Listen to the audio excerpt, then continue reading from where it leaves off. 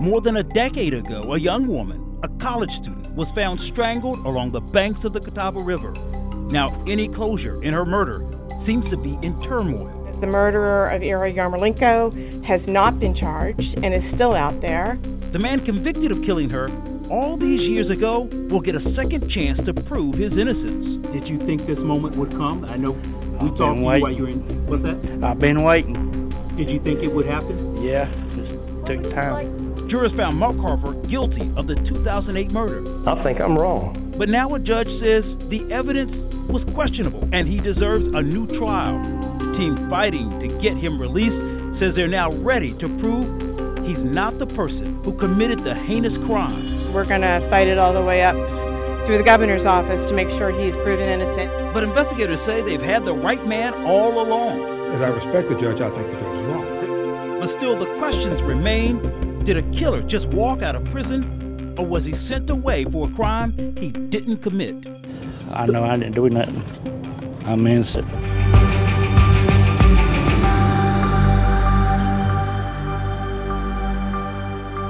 Hello and welcome to True Crime Carolinas. I'm Ken Lemon. Tonight we're digging into a case that I've been following for 11 years. From the moment University of North Carolina Charlotte student Ira Yarmolenko's body was found along the Carver River in Mount Holly in 2008 to the moment that the man once convicted of her murder bonded out of jail. A judge ruled Mark Carver will get a new trial. And I was there to question him as he walked out of jail and into sunshine before headed home to wait for his next legal fight. Mark, what is it? How does it feel after 8 years in prison? Feels great. You had a long court battle. The DA says that he believes that you are his only living suspect in this case. What do you think about that? I don't know. I know I didn't do nothing. I'm innocent. Those first few moments, yeah, when that door opened, how did you feel? Great. Yeah. The person who bonded you out is somebody who was exonerated, and he says he thinks that he says he wants to meet and talk with you. Do you know if you're going to speak with him for posting that $100,000 bond that got you out here? Yeah, I talked to him. What do you want to say to him? I thank him. I appreciate it. He knows what I've been through. This is a small step for you because what you really wanted was to be found innocent. The judge didn't do that. So how does it feel now getting ready for the next leg of what will be more fights in court? Just take it one step at a time. That's all I can do, one day at a time. Yep. Did you think this moment would come? I know we talked to you while you were in. What's that? I've been waiting. Did you think it would happen? Yeah, just took time. Go ahead. Yeah. Yes, sir. What would you like the people of North Carolina to know? It's been hard. It's been rough. Yeah. There's a lot more out there like that. Yeah. First thing you're going to do, what's the first thing you're going to do now that you're free? Go see my grandbaby. And that's exactly what he did. Since that moment when Carver got into a car and went home to his family, he's been spending most of his days with his granddaughter. He spoke with me weeks after his release about what gave him hope behind bars while he fought for his freedom. The man accused of a senseless murder with no apparent motive moved gingerly with a cane in one hand and his attorney's hand in the other. Are you nervous? Mark Carver's attorney points to this as evidence that he's innocent. Does this seem like the Mark Carver who could go and commit this murder? Yes, said prosecutors. They are certain that Mark Carver is the only living person responsible for the murder of Ira Yarmolenko. The body of the 20-year-old University of North Carolina Charlotte student was found in 2008 next to a car on the banks of the Carver River in Mount Holly. Carver and his cousin Neil Cassida were fishing nearby. I hate it happened to us, but it wasn't me and Neil. Neil Cassida would have been tried first, but he died of a heart attack the day before his trial. Carver said Cassida died of wrongful prosecution. It was hard on him, put a lot of stress on him, because they accused him of something he didn't do. Carver couldn't avoid trial. He was sentenced to life in prison. It was long, it was hard, yeah, especially when you know you didn't do nothing, you're in there for something you didn't do. His attorney said he was an innocent man with the IQ of a child, trapped in a place with violent offenders. Sometimes there'd be fights and arguments and stuff. You just had to back off and let them go, you know. Carver said he survived with help from sympathetic gang members. Well, they knowed I was innocent and stuff, and they kind of looked out for me, yeah. He refused to say which gangs helped, but he said he needed support. While his attorneys filed appeal after appeal for 8 years, Carver's faith in securing freedom was waning. Sometimes I tried to give up. He said letters to prison from family and complete strangers lifted his spirits. Where did some of those letters come from? Everywhere, yeah. And I had people to read it to me because I couldn't read it. They said they couldn't understand why the system failed. They couldn't understand why an innocent man was doing time for something he didn't do. Told me to hold my head up and stuff, not to give up. Chris Muma from the North Carolina Center on Actual Innocence believes she helped the judge understand what all of Carver's supporters saw so easily. The evidence that supports that Mark is guilty of this murder is as strong for him as it is for me. A judge heard her arguments and awarded Mark Carver a new trial. If not Mark, who? Someone close to Ira, Chris Muma said. Someone who prepared to kill her. This was a crime scene of somebody who planned ahead. She said police and prosecutors wildly missed the mark and believes they need help finding the real killer. I firmly believe we know more about this case than law enforcement ever knew. So hopefully somebody will ask for our opinion on that. Carver is out on bond awaiting the next steps in the legal process. He said he put everything that happened before his release out of his mind. How do you let something like that go? You have to. I can't do nothing about it. He spends his time with his 1-year-old granddaughter, born while he was in prison.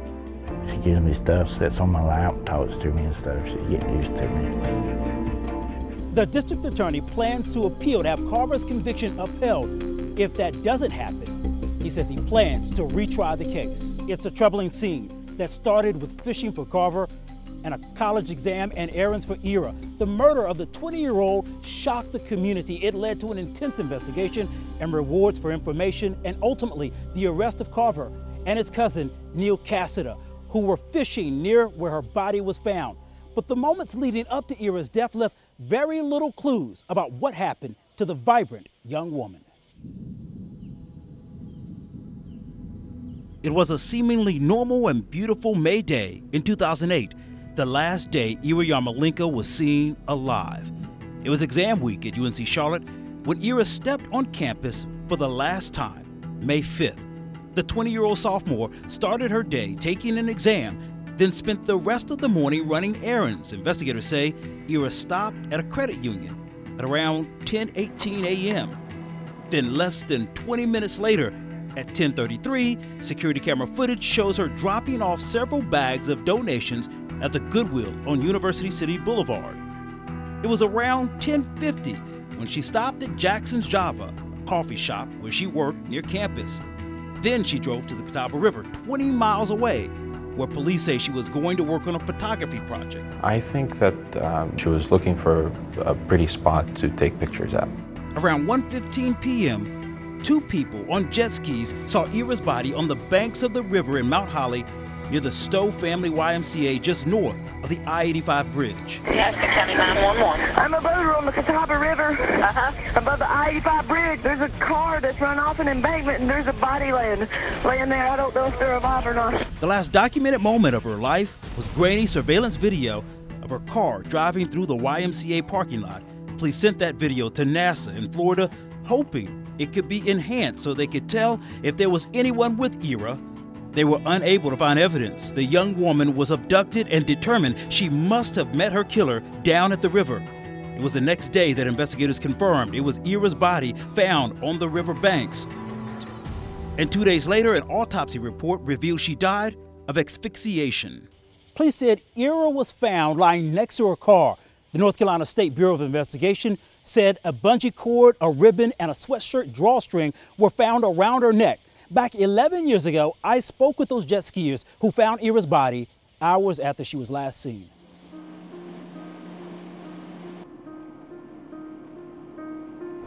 I knew she was dead, and I knew it was a crime scene. I can visualize her fighting for her life on this riverbank right here until someone, whoever it was, finally killed her. Just days later, Dennis Lovelace and Brenda Pierce took me back to the river where they found Ira's body. It was emotional for both of them being back at the spot where they made the gruesome discovery. I still remember our conversation, Brenda breaking down into tears. We came back on the Wednesday after we found Ira's body, and I couldn't stay. It's just really emotional. It's uncomforting. It's eerie. The two were out to jet ski, a nice way to spend a summer day out on the water, the sun shining.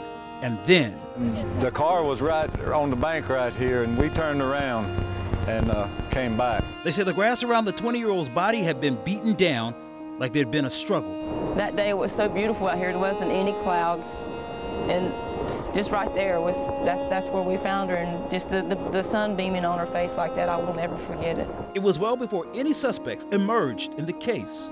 Just wondering where the perpetrator went, which way did he leave? And when we come by here, it's going to always, just those questions until they're answered are going to be in my mind. And her face is always going to be in my mind. It's going to be on my mind every time I cross by here, being on the water all the time. A body found on the river, maybe a murder.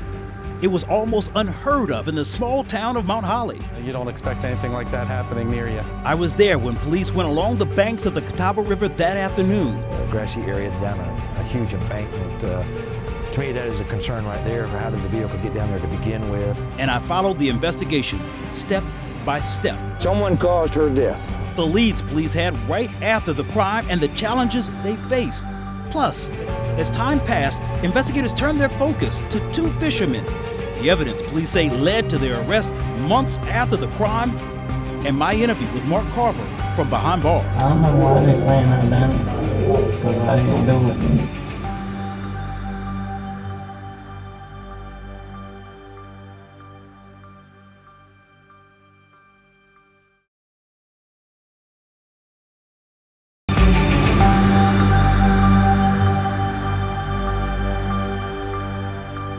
Police were very tight-lipped as they investigated Ira Yarmolenko's death. It wasn't until days after her body was found that they labeled it a murder investigation. I, along with several other reporters, went down to the scene with then Mount Holly Police Chief David Belk. It was when investigators had more questions than answers about the circumstances that led to her killing. Ira's body was laying right here. Her feet are down at this end, and her head is at where your feet are right here. So the vehicle is actually sitting right here with the driver's door open and the back door open. Tree stump right there, straight down, is what her vehicle actually hit. And there, we do still have some questions about that, whether it was under power when it went down through there. Obviously, when it's sitting at the stump, it is under power because the front wheels are spinning. I'm not going to try to explain why the front wheels were spinning. All we know is that they were spinning. The actual keys to the vehicle are right up in this area here. How she got outside the vehicle, well, we can play the what if. Obviously, I don't know how she ended up in the position that she was. We have taken the vehicle and taken it over to Belmont and stored it in their facilities over there for security, and we have done an inventory inside the vehicle. Fingerprints? We did a latent print search as to what's happened with any that they found. I haven't been instructed as to what's happened with those. Mount Holly's, we are a small town. We have limited resources, and all I did was call for extra resources. I made another call to the SBI. I said, can we do some more? You said you had some pretty good leads. Do you still have them? Yes. I had a short conversation with the detectives before we came out here, and they're still following up on the leads. We are convinced that someone did that to her. So that's how our investigation is proceeding. When you say someone did that to her, can you kind of explain Someone caused her death. Now, whether they drove that vehicle down there, I can't tell you that. If they pulled her out of the vehicle, I can't tell you that either. Simply because I do not know. But I know someone caused her death, and that's who we're trying to find. Who they're trying to find? Well, it would have been 7 long months later. But on December 12, 2008, investigators would announce the arrest of cousins Mark Carver and Neil Cassida. They said they found the men responsible for Ira's murder. But before the arrest, public pressure was mounting. In mid-May, UNC Charlotte announced a reward of $10,000 for information leading to an arrest in Ira's death. And a month later, in June, the governor's office approved an additional $5,000 reward, bringing the total to $15,000. Later that month, we were with Pavel Yarmolenko, Ira's brother, as he drove Interstate 85, stopping to put up flyers, hoping to inspire a break in the case. Will it be a happy day when your sister's killer is caught? I think so. Yeah, I think it'll be bittersweet, but it'll be better than any other day before. But another month would pass until July, and Mount Holly Police Department announced new information in the investigation. Police said data from her car's black box indicated someone was sitting in the driver's seat, and the driver's seatbelt was engaged when it went down an embankment. They also said someone started the car at the scene. It was crickets until Carver and Cassida were arrested, and even as they appeared in court for the first time, police and the district attorney hadn't said what led them to charge the men. So what was it that put them behind bars? Cassida took a polygraph test, but records show he passed it. Carver was never offered one. Both men also voluntarily submitted DNA samples. Investigators say that's when they finally had the big lead they were looking for. They found traces of Carver's touch DNA or skin cells outside of Ira's car above the rear driver's side door, and Cassida's touch DNA inside the right passenger window and on the armrest. No fluid, no blood, but police believed it was enough to arrest them. I interviewed Carver from jail. He said he and Cassida were fishing nearby, but never saw Ira. All right, if you can, first off, talk to us about why police say you're behind here.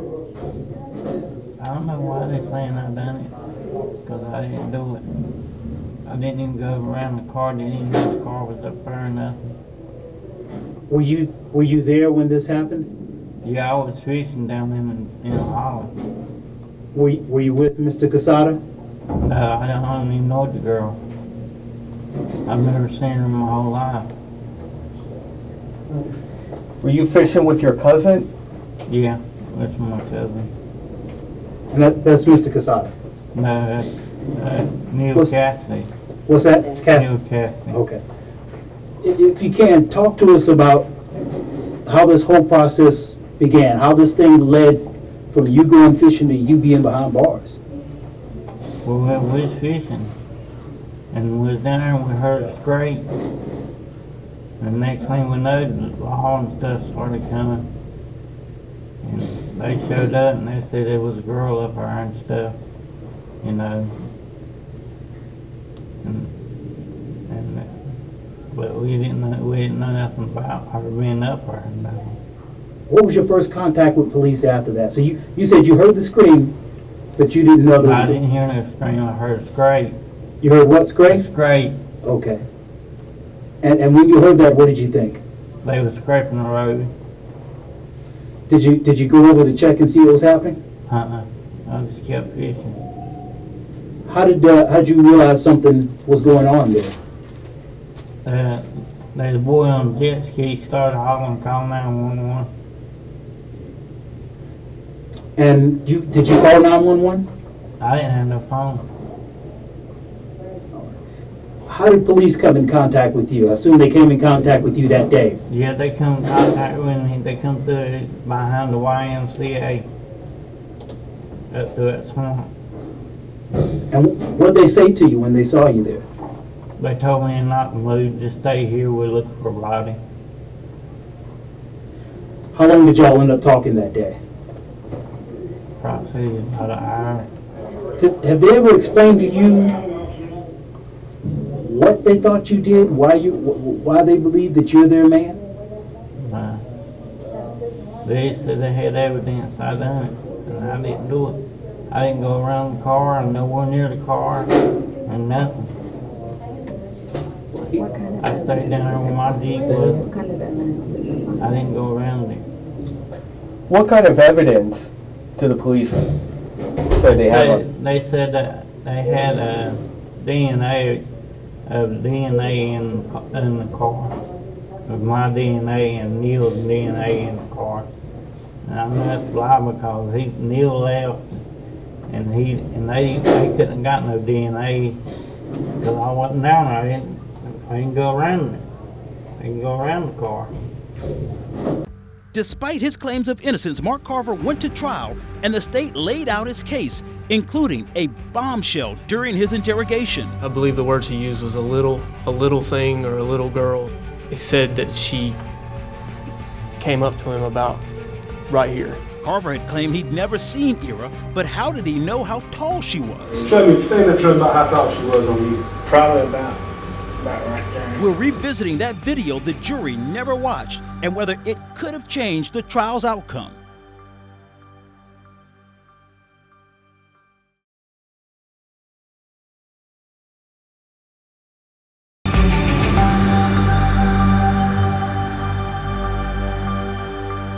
Cousins Mark Carver and Neil Cassida both maintained their innocence as they prepared to go to trial for murder. Cassida would never have his day in court, though. He died of a heart attack the day before his trial was scheduled in October of 2010. Carver would finally go to trial at the Gaston County Courthouse in March 2011. His attorney at the time told us Carver was looking forward to his day in court to clear his name.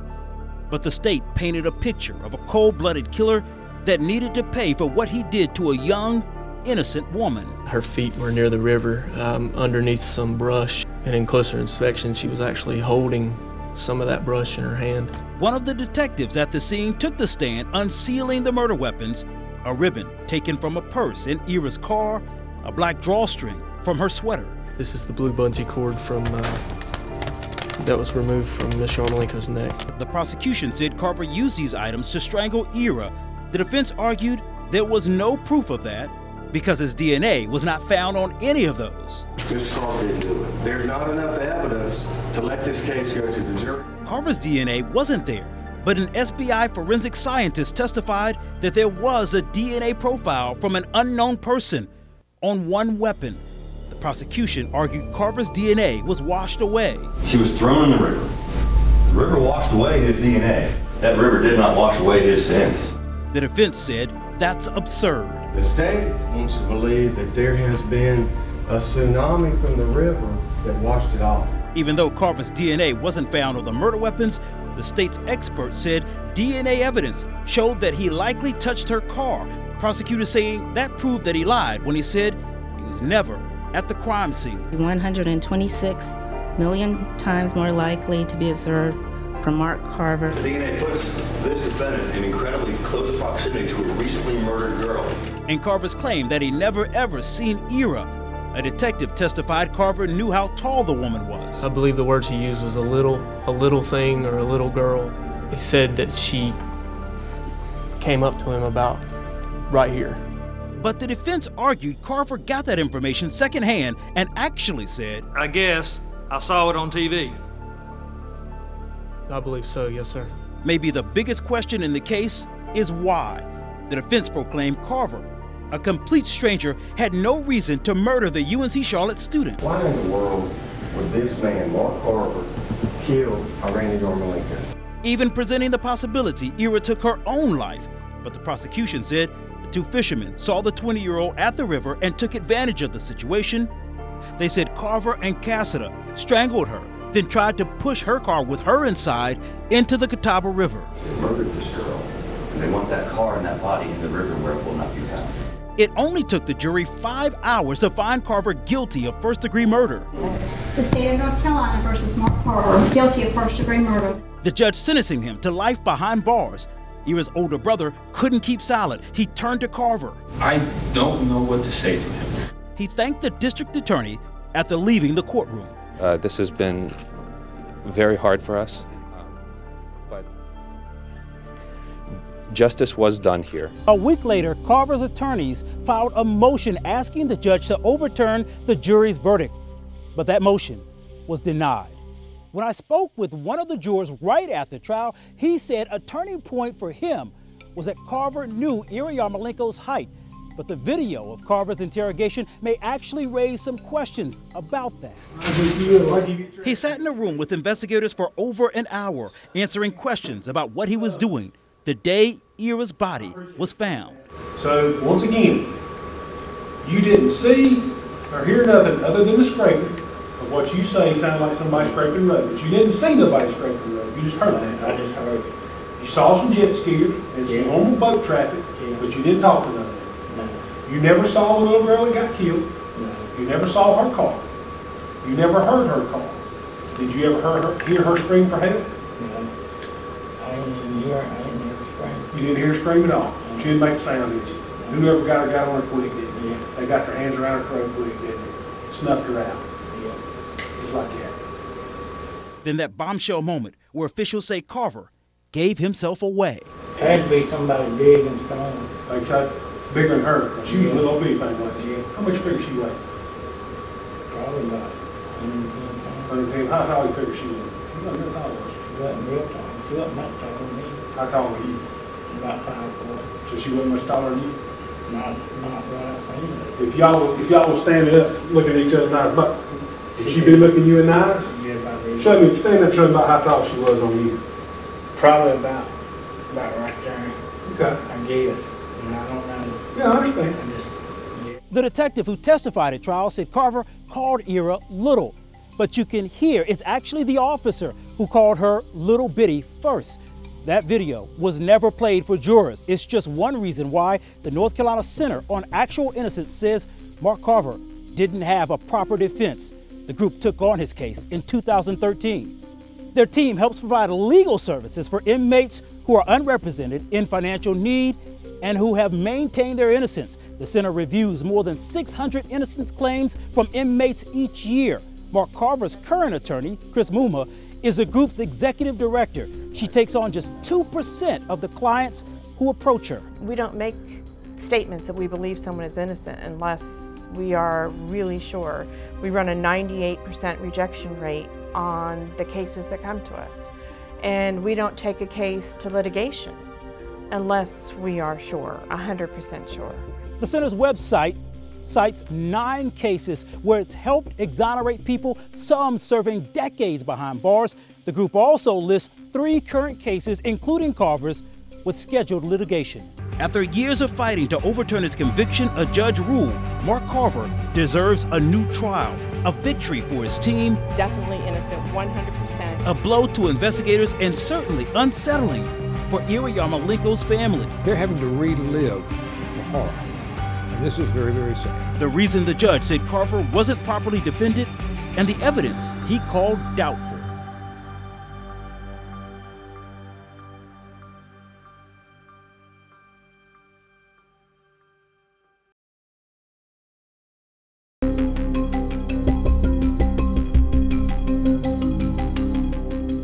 The North Carolina Center on Actual Innocence filed a motion for appropriate relief on Mark Carver's behalf. Back in 2016, it cited DNA evidence and investigative flaws in its fight to prove his innocence. An evidentiary hearing was held in April of this year, and the judge on June 5th vacated his conviction and ordered a new trial. The judge's order said bluntly, Mark Carver's trial attorney failed to properly investigate the case before bringing it to trial, and then at trial, failed to present evidence about key factors. Touch DNA was likely the most important, that is DNA discovered in small amounts, trace cells that can be easily transferred from person to person, place to place. It was a relatively new concept at the time of the trial. It is the only link between Mark Carver and the crime scene. His touch DNA was reportedly found on Ira Yarmolenko's car. Judge C.W. Bragg said Carver's attorney, he just gave you a fiction. Brent Ratchford, failed to educate himself on touch DNA before the trial and didn't meet with the SBI Crime Lab analyst and the state's expert witness. He said during the trial, Ratchford didn't present his own evidence about DNA, which violates the American Bar Association standards for criminal justice. The judge said Carver's attorney didn't talk to Carver's family or medical experts about Carver's carpal tunnel syndrome, a condition that can limit the amount of pressure a person can apply with his hands. The judge said that would have raised doubt about Carver's ability to strangle a young, healthy, and seemingly fit Ms. Yarmolenko. He said the defense team also failed to consider Neil Cassiter's heart problems that may have made it hard for him to help in the murder. The judge said Carver's attorney also failed to consider his limited IQ. His current attorney said he has the IQ of a child. Whoever got on it before they did. And that made him very susceptible to suggestions during the interview with police. The judge said the defense team was granted money for a psychological evaluation but didn't get one, and didn't interview Carver's psychiatrist, the same doctor that Carver met with the morning that Ira Yarmolenko was killed. As I respect the judge, I think the judge is wrong. Because what the judge never addressed was how that would have changed things. The judge mentioned how Carver's trial attorneys didn't use his medical records. The North Carolina Center on Actual Innocence said several doctors found Carver had greatly decreased grip strength and that he could not hold a doctor's pen without dropping it. Could these hands strangle someone? Carver mentioned his carpal tunnel syndrome and tendinitis in his arms several times during his 2008 interrogation. And you're not working now, are you? Did you say? Yeah. But you worked in the mill, didn't you? Yeah, I did, until I got crippled. How you crippled? I got carpal tunnel, tendinitis in my elbow. According to medical records, Carver has had carpal tunnel syndrome since at least 1998. And another key flaw in the original trial, according to the judge, was to touch DNA evidence. In 2008, it was cutting-edge forensic science. The technique allows for analysis of skin cells left behind after merely touching an object. Touch DNA does not involve any blood or bodily fluids, which can directly link a person to a crime scene. Critics argue it only requires a small amount of DNA that can be easily transferred. Carver's case was the first in North Carolina where touch DNA evidence was considered by an appellate court. In a 2-to-1 ruling in 2012, the court upheld Carver's conviction, citing the DNA and his continued claims that he'd never been near Era's car as sufficient to establish that the DNA could only have been left at the time the offense was committed. But in a dissenting opinion, Justice Robert Hunter Jr. said Carver's conviction should be overturned because touch DNA testing is relatively new and not as accurate as blood or saliva DNA testing. In 2013, North Carolina Supreme Court affirmed the lower court's ruling upholding Carver's conviction. The state's high court did not comment on touch DNA. Not long before Carver's trial, the State Bureau of Investigation's crime lab came under fire after a government-ordered review raised serious questions about its procedures. The report by 2 former FBI officials found the SBI crime lab left out, overstated, or falsely reported blood evidence in about 200 criminal cases. They reviewed the cases over a 16-year period from 1987 to 2003 and said in some situations, SBI agents left out information that may have helped the defense. It's worth noting that the 2008 murder of Era Yarmolenko was not within the scope of the review, but the SBI crime lab did undergo a series of changes after the 2010 report. The district attorney said the judge's decision to vacate the conviction was wrong, and even if Carver's attorneys had presented evidence, he still would have been convicted of murder. What the judge never addressed was how that would have changed things. But one juror from back then said things could have been different. I think I'm wrong. My exclusive interview with the man who now says he may have helped send an innocent man to prison.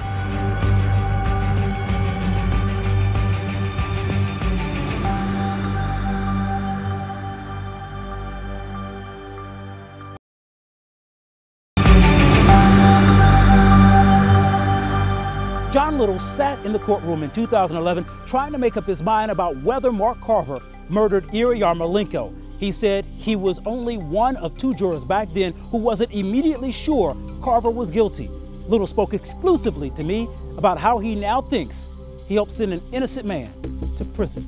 I just sent a man away for the rest of his life. Listen closely, because you will rarely hear a juror say what John Little says about the man he helped to send to prison on a life sentence. I think he needs to be freed. You feel convinced of his innocence?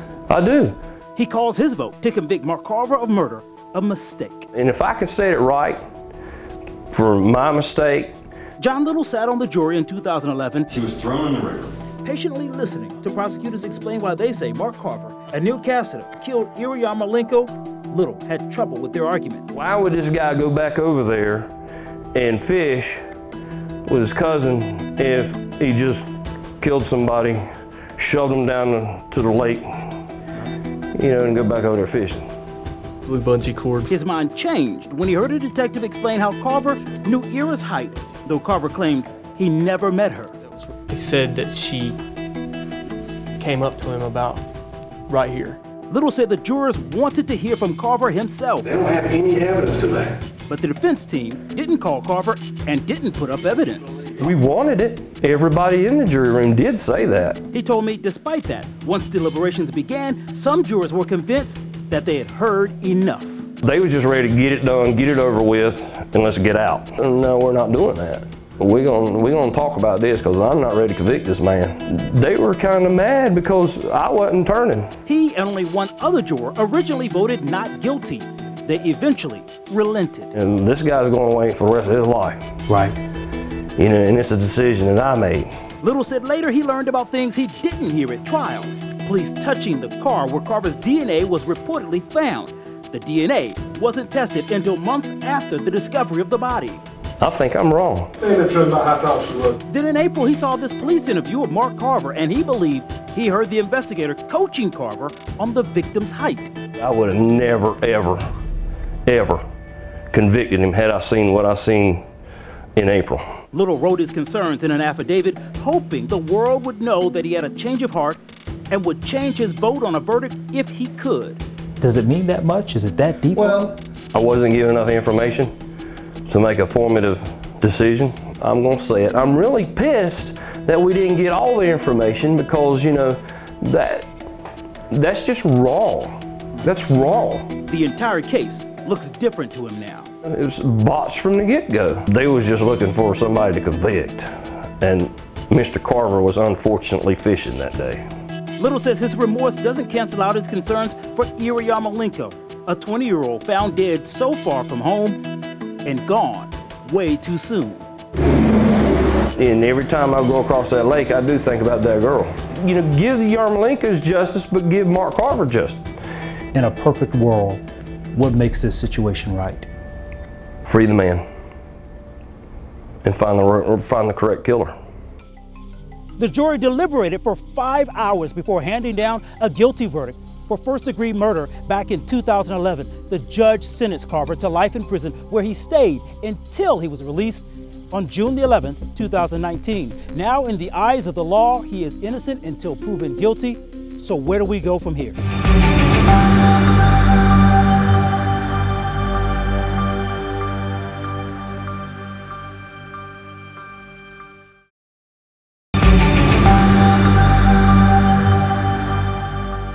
It's important to remember this case is all about justice for Ira Yarmolenko, the 20-year-old college student who was taken from her family and her friends too soon. Ira moved to America from the Ukraine when she was just 7 years old. Loved ones described the young woman as a musician, a photographer, and a poet. I'm a choir. I'm a lover of bodies and beauty. I'm a fighter of injustice and justice. Family members said she loved nature and being outdoors. They said she was a trusting and outgoing person. Her brother Pavel said the search for her killer tormented the family as they wanted and waited, hoping for justice. We spoke to them during the heartbreaking time. I only hope that police can find this person responsible for that. I think it would be a disgrace to her name to not be hopeful that people can make a positive influence and that we can sort of move forward from this. And it appeared justice came when a jury convicted Mark Carver of Ira's murder, and a judge sent him to prison for the rest of his life. But that closure has now been ripped away from them. I contacted Ira's brother Pavel after Carver's conviction was overturned. He didn't want to comment on the case.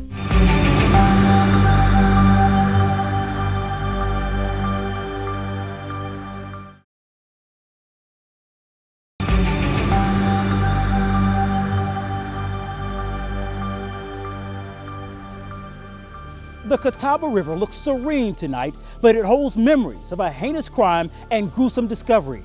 Ira Yarmolenko's body was found along the banks of this river more than 11 years ago, and to this day, questions about her murder have been mounting. Did investigators find her killers, or did they build their case against a man with questionable evidence? Mark Carver may be at home and out of prison, but it's not over. A new trial could bring to light new evidence to either prove his guilt or his innocence. But one thing is for sure, the 20-year-old college student who lost her life here on the banks of this river deserves justice. Thanks for joining us for True Crime Carolinas, the Mark Carver case.